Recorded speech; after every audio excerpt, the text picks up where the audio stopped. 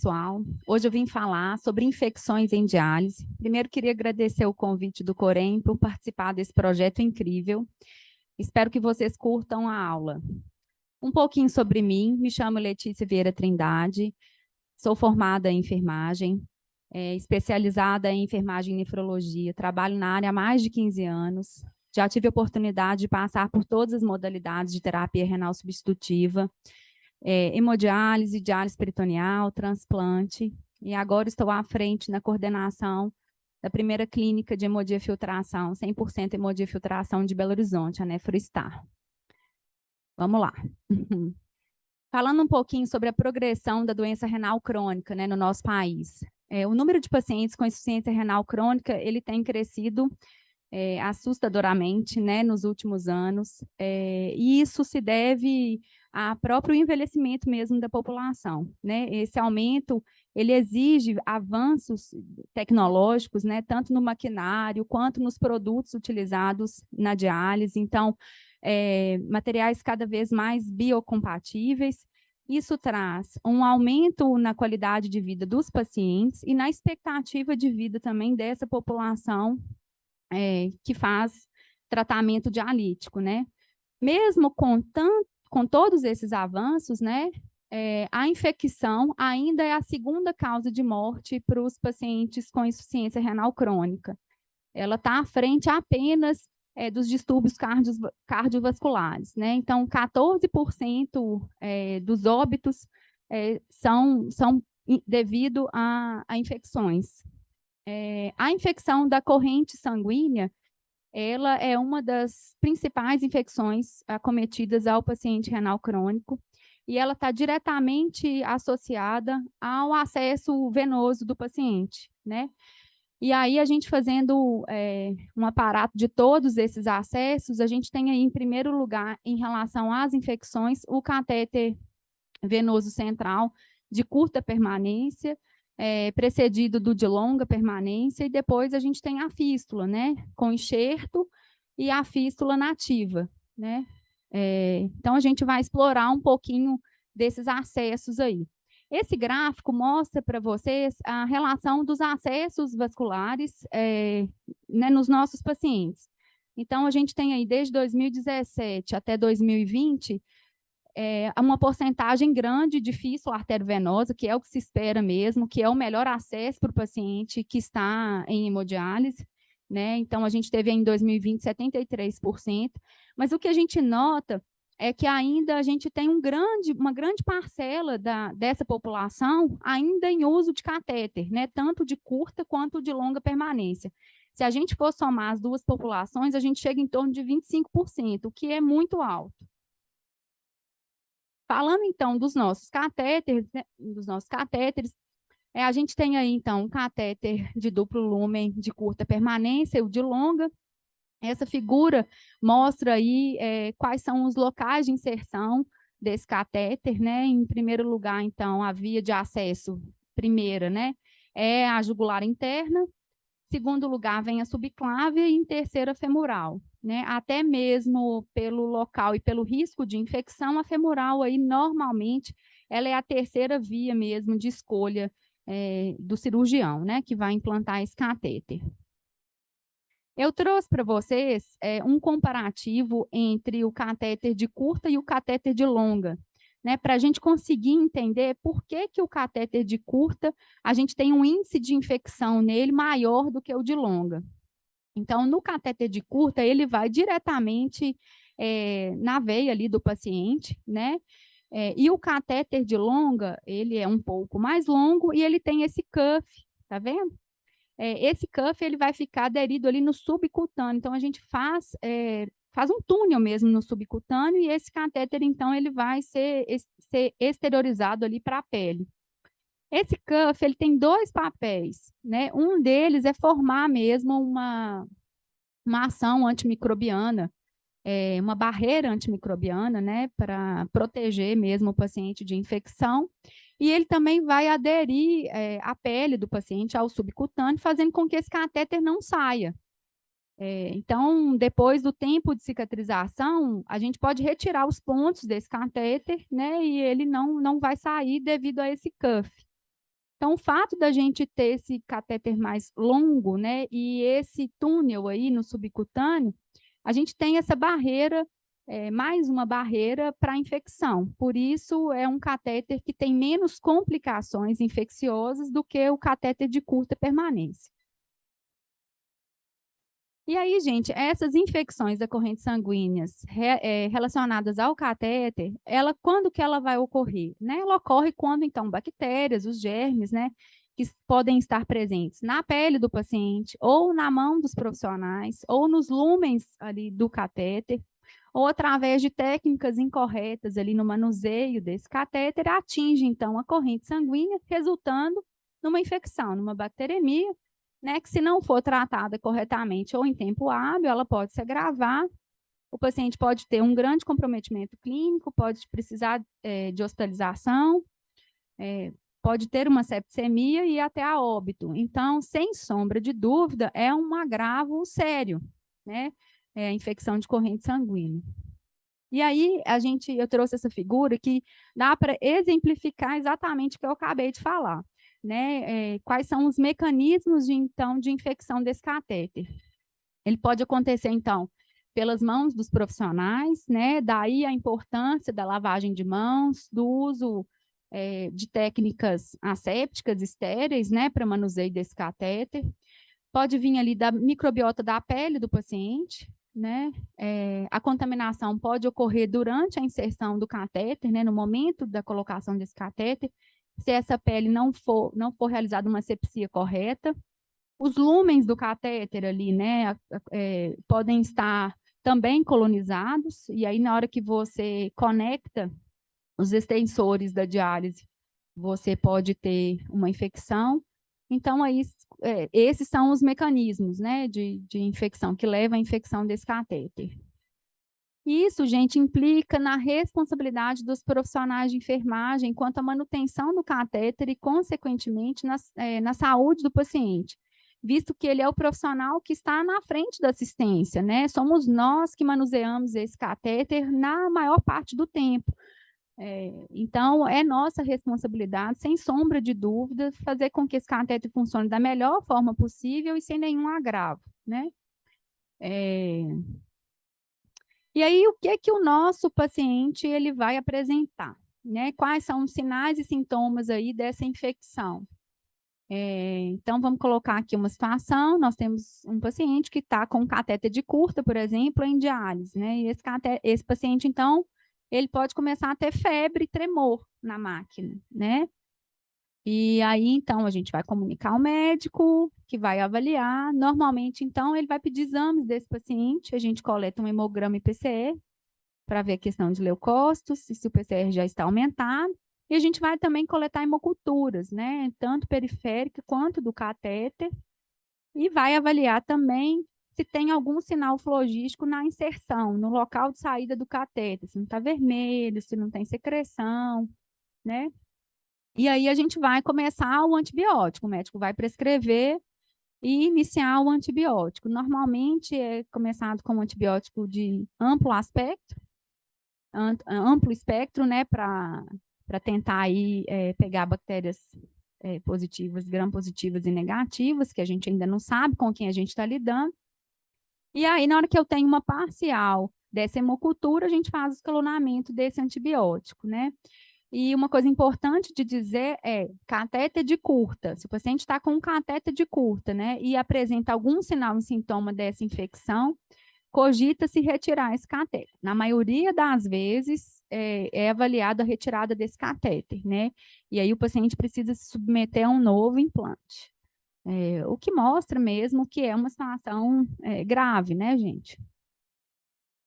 E quais são os cuidados de enfermagem com esse paciente que está com catéter? Então, a higienização das mãos antes e após a manipulação do catéter, que é o que a gente sempre fala, né? Parece uma coisa muito simples, que já está mesmo dentro da gente, mas a gente não pode se cansar de falar sobre a higienização das mãos, visto que quando você vai isolar as bactérias que normalmente acometem esses pacientes, são bactérias que estão na nossa flora, da nossa mão, né, de pele. Então, a higienização das mãos é fundamental. A manipulação desse catéter com técnica estéreo, uso de máscara cobrindo nariz e boca, tanto do profissional quanto do paciente, né? Agora, com a pandemia, que todo mundo está de máscara, isso é mais fácil, né? Mas isso já foi o pesadelo, fazer com que o paciente realmente fique de máscara o tempo todo ali, que você está manuseando aquele catéter.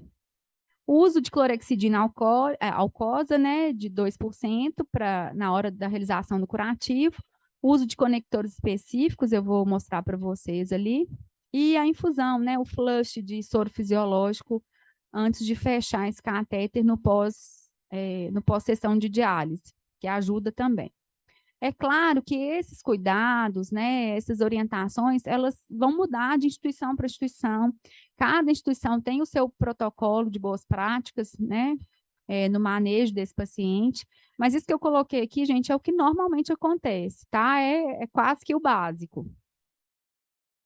Então, aí estão os conectores que eu citei no slide passado.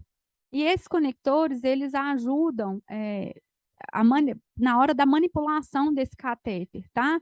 Ele acaba ajudando a gente diminuir os índices de infecção, né? Ele faz uma pressão negativa ali no catéter, fazendo com que eu não tenha sangue nos lúmens do catéter e acabem virando meio de cultura ali no lúmen, né? Então, eles protegem o lúmen do catéter, tá? Então, sem sombra de dúvida, é mais uma ferramenta aí para prevenção da infecção. E uma outra coisa muito importante é a gente educar o nosso paciente, a família, né, que está com esse catéter. Então, a gente vai orientar essa família, esse paciente que está indo para casa com esse catéter.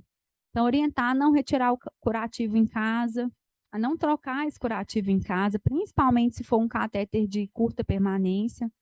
Não molhar na hora do banho. Então, se molhar, pedir para que ele comunique ao serviço, né? Porque esse curativo vai precisar ser trocado, senão ele vira meio de cultura ali, né? Fica o ambiente ideal, casinha ideal das bactérias.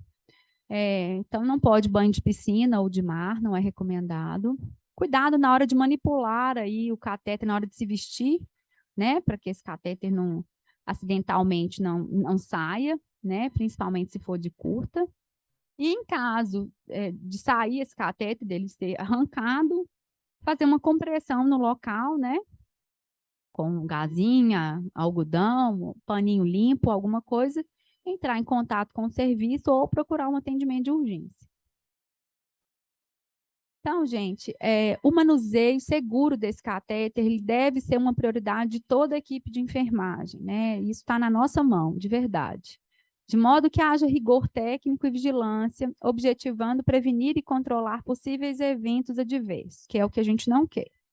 Considerando, então, a complexidade da implantação e o uso desse tipo de acesso, é imprescindível a gente padronizar técnicas mesmo para manuseio desse catéter, né? Cabe ainda destacar que a prevenção e o controle das complicações são, em sua maioria, de responsabilidade da equipe de enfermagem e confere, sem sombra de dúvida, qualidade da assistência em saúde. Então, um dos indicadores hoje de todo o serviço de diálise é a questão da infecção. Então, se você quer medir ou quer saber a qualidade daquele serviço, se ele presta uma assistência de qualidade, vai atrás dos indicadores, procura saber quais são os indicadores daquele serviço, né, em relação à infecção, que você vai entender se realmente ali tem uma assistência de qualidade ou não. E isso realmente está na mão da enfermagem, né? Então, falando agora ainda de infecções de corrente sanguínea, mas agora a gente passa, então, para a fístula, né? Então, a gente tem a fístula nativa e a fístula com enxerto, né? Então, se a gente for comparar as duas, a fístula com enxerto, você tem um índice maior de infecção, tá?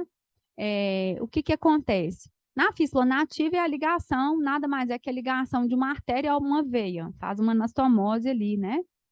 Na fístula com enxerto, ela é prescrita, né? Ela é necessária quando o paciente, por exemplo, não tem uma veia boa o suficiente, E aí, então, a gente vai ter um corpo estranho, vou chamar assim, né? Um tubo que vai fazer o papel dessa veia, tá?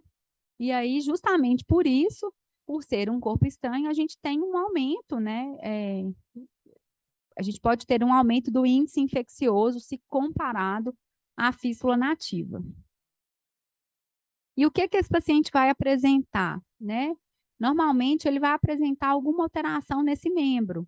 Edema, eritema, hipertermia, celulite, pode ter secreção ou não, né? E quem que vai ser a pessoa o profissional, né, que vai verificar essa situação primariamente? O técnico de enfermagem, que está ali com aquele paciente, né, o tempo todo, em todas as sessões.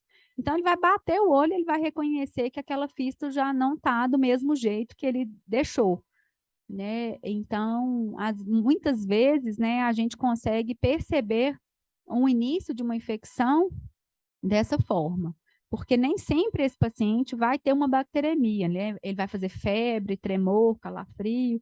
Às vezes ele vai apresentar alguma alteração no membro só, né? E aí a conduta é coleta de exame, né? A gente então coleta hemograma, PCR, hemocultura periférica e da fístula e já inicia antibiótico, tá? Vale a pena destacar o seguinte, que paciente com prótese, né, dependendo do sinal e sintoma que ele apresente, é considerado, é levado em consideração a retirada dessa prótese e perda desse acesso. Então, volto a dizer a importância desses cuidados mesmo para que o paciente não tenha nenhuma infecção, nenhum agravo ali nesse acesso vascular, né?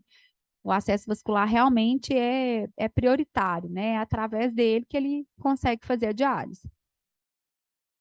Então, os cuidados de enfermagem em relação a essa fístula, a gente orientar e conduzir os nossos pacientes a fazer a lavagem, né, do membro, do braço, antes da diálise, antes da punção, e isso é, é uma coisa que a gente precisa estar todos os dias falando com os pacientes, né? Porque eles têm mil desculpas. Ah, acabei de tomar banho, vim de carro, tô com blusa de manga comprida, né? Eles arrumam mil desculpas para não lavar o braço da fístula, mas é de suma importância.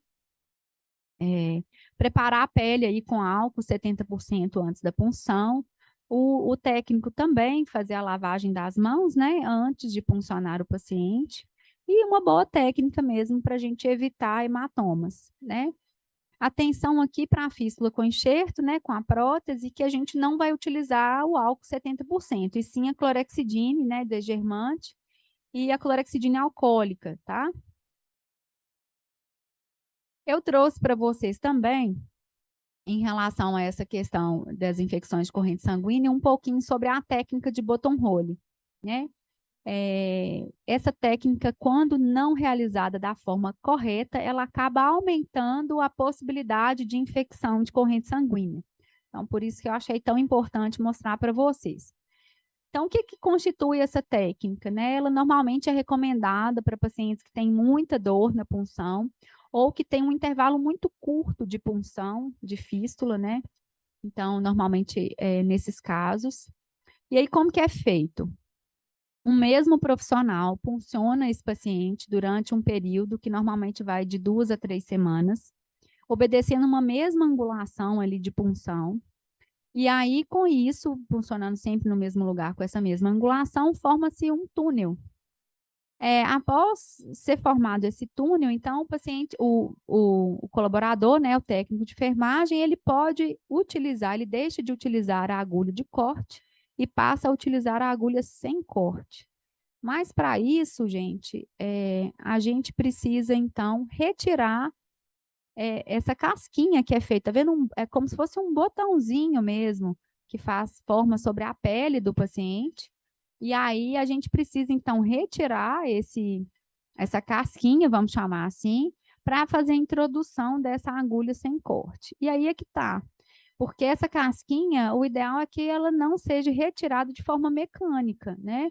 Então, a orientação é que o paciente receba uma gazinha com sabãozinho ou com uma clorexidine, normalmente é sabão mesmo comum, e que ele vai passando ali, amolecendo essa casquinha até o momento da punção, para que a gente consiga retirá-la de forma espontânea, né? E não é o que a gente vê, na maioria das vezes tem um paciente cutucando lá para tirar essa casquinha, ou às vezes até o profissional retirando com um material não adequado, né? E aumentando o risco de infecção, porque à medida que essa casquinha sai, a porta está aberta ali, né? Então, realizar a asepsia correta desse local para depois realizar a punção, né? E aí a gente tem um índice de pacientes com bottom hole associado ao aumento do risco para endocardite, né? Então, é preciso ficar muito atenta. É uma técnica super legal, válida, quando bem indicada e bem realizada. Quis trazer um pouquinho para vocês também sobre outras infecções realizadas ao tratamento hemodialítico, né? E aí falar um pouquinho sobre as reações pirogênicas relacionadas ao tratamento da água, né? Então, a água, gente, ela é fundamental no tratamento da hemodiálise e da hemodiafiltração, né? Essa água, ela vai entrar diretamente em contato com a corrente sanguínea do paciente, então a gente realmente precisa ter um rigor enorme com a qualidade dessa água, porque se a gente tiver contaminação, uma água fora do padrão, a gente pode estar colocando, sem sombra de dúvida, todos os nossos pacientes em risco, né? Então, ter um tratamento de excelência, né, e um rigor com esse tratamento de água é super importante. E também falar um pouquinho sobre a soroconversão para hepatite B e C. Graças a Deus, a gente hoje em dia vê muito pouco, ou quase não se vê isso nos serviços, né? Mas já foi uma realidade há anos atrás. Então, em relação à hepatite B, quando o paciente começa a diálise, então a gente vai fazer uma análise do cartão de vacina dele e ele vai ter que repetir, na maioria das vezes, ele precisa repetir a vacinação contra hepatite, então a gente tem a prevenção para hepatite B. E para os pacientes que já são HBsAg positivo, eles precisam dialisar isoladamente, né, em salas separadas, com um profissional separado também.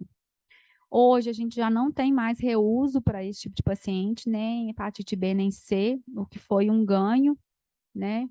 E em relação ao paciente que é hepatite C, né, anti-HCV positivo, ele precisa fazer o isolamento funcional. Como que é isso?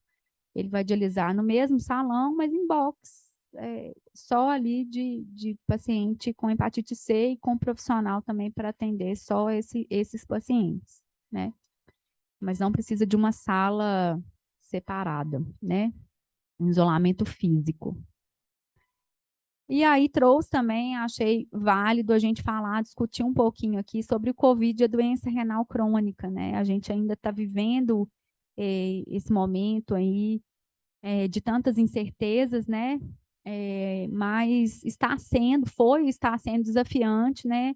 Para os serviços de diálise, esse enfrentamento com a pandemia.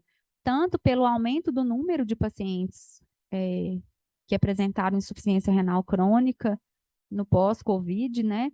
Tanto para a realização do isolamento desses pacientes no serviço, né? O que acontece? Na maioria dos serviços hoje, ele é um serviço comunitário, então tem vários pacientes dialisando ao mesmo tempo, não é assim? Então, normalmente são salões grandes com vários pacientes.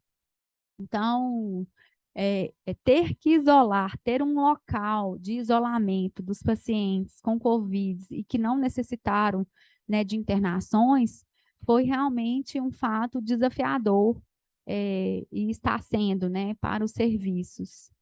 Então, sem sombra de dúvida, a gente teve aí muito aprendizado em relação à Covid, né?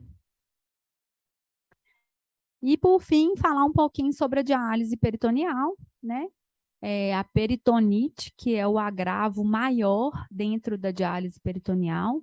Então, a diálise peritoneal é a diálise que o paciente pode fazer em casa. Ela independe de um acesso vascular, né? Então, ela não é realizada através de um acesso vascular, e sim através do peritônio do paciente, que vai fazer o papel de filtro, né? E a peritonite é a infecção dessa membrana, desse peritônio. Essa infecção, então, ela pode ocorrer através de algumas fontes, né? E aí eu coloquei as fontes exógenas e endógenas, né? Então, ela pode acontecer através de uma infecção ali no túnel desse catéter, iniciado no orifício de saída desse catéter, ou pode ter sido por uma contaminação que ocorreu durante as trocas da diálise, né?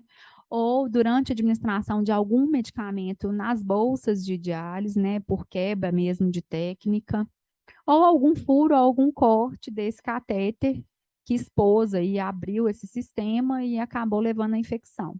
Ou por vias endógenas, né? Via hematogênica, às vezes o paciente já está com alguma infecção de corrente sanguínea e acaba migrando bactérias aí para o peritônio.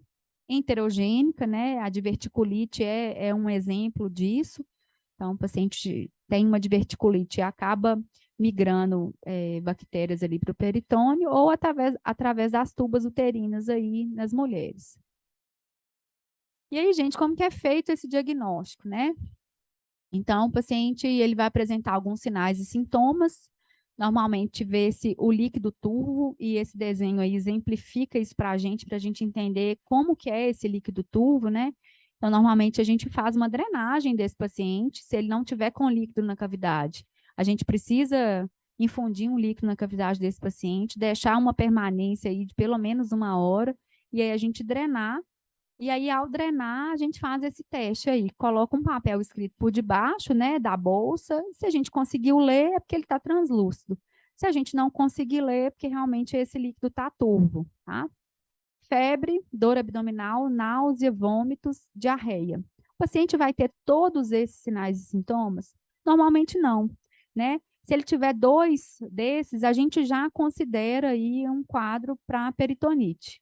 E aí, então, a gente vai fazer uma coleta desse líquido, né? A gente pega uma amostra desse líquido, então, manda para o laboratório para a gente ter uma citometria gram e cultura desse líquido. E aí, ao resultado, esse resultado normalmente sai no mesmo dia, né? Se a gente tiver, então, a presença desse líquido turvo, com células inflamatórias, né? Com maior de 100 leucócitos por centímetros cúbicos, e maior do que 50% de células polimorfonucleadas, a gente fecha o diagnóstico para peritonite e inicia antibiótico intraperitoneal. E esse antibiótico vai ser de acordo com cada instituição, com o protocolo da instituição. Então, esse paciente normalmente volta em 3 dias, a gente repete esse mesmo exame para a gente ver se o número de células tem caído, né? Clinicamente, como que esse paciente está. E aí a gente já tem uma parcial, ou pelo menos o GRAM dessa cultura, para a gente ver se precisa mexer em antibiótico, o médico vai avaliar para ver se precisa mexer nesse antibiótico, e se cogita se retirar esse catéter ou não. Alguns tipos de infecção são iguais à retirada do catéter. Então, daí a gente vê que realmente também é um agravo sério, né?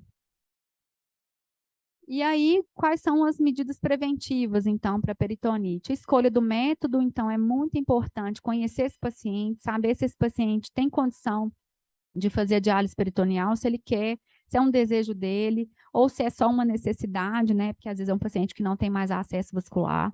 Então, tudo isso precisa ser levado em conta. O treinamento é minucioso, né? Esse treinamento tem algumas instituições que é realizado pelo técnico de enfermagem, né? Então, precisa ser um treinamento minucioso, né, com o paciente, familiar ou cuidador, né? E só liberar esse paciente para o domicílio quando a equipe, quem está ministrando esse curso, estiver seguro, né? E quem também está realizando estiver seguro. Realização das trocas seguindo rigorosamente a técnica, né, que foi ensinada em treinamento. Então, isso a gente não se cansa de falar com o paciente. Visita domiciliar, em alguns casos, pode ser necessário. E avaliação de autocuidado desse paciente, né, que às vezes é um paciente que tem dificuldade com o autocuidado, tem algumas deficiências, e aí a gente analisar, vale a pena, né? É isso mesmo? A diálise peritoneal é a melhor indicação? E com essas medidas, a gente, sem sombra de dúvida, consegue prevenir aí a peritonite. Então, gente, é isso. Queria agradecer, muito obrigada pela atenção de vocês. Espero que eu tenha contribuído aí para o crescimento de vocês, viu? Foi um prazer. Obrigada.